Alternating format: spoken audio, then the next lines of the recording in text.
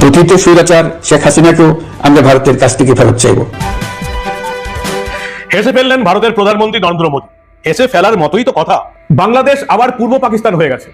আন্তর্জাতিক বিশেষজ্ঞরা বলছেন বাংলাদেশে সামরিক শাসন প্রতিষ্ঠা হওয়া নাকি ফের সময়ের অপেক্ষা। একটা মারাত্মক বিষয়, সমন্বয়করা জিহাদের প্রস্তুতি দিচ্ছে, সশস্ত্র সংগ্রামের প্রস্তুতি নিচ্ছে।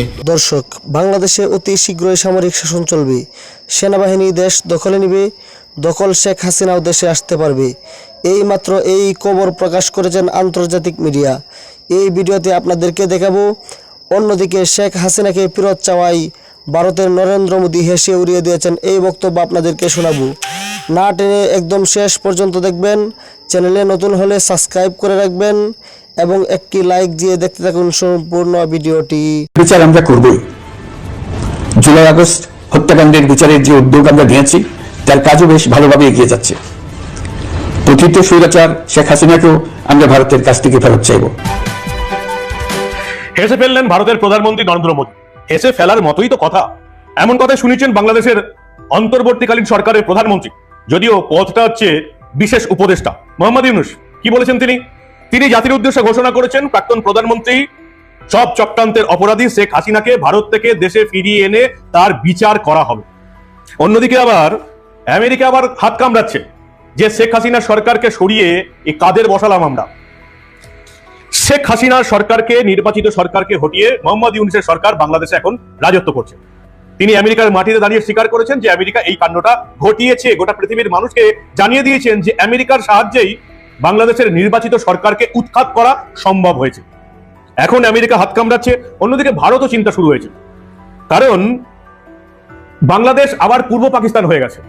পাকিস্তানের সঙ্গে হাত মিলিয়েছে, নতুন করে বাণিজ্য শুরু করেছে এবং সেই বাণিজ্যটা এমন দিকে যাচ্ছে যে এই দেশটার সহযোগিতায় খুব অচিরেই অস্ত্র এবং মাদক সাপ্লাই হবে, যেটা কখনোই শেখ হাসিনার আমলে হয়নি।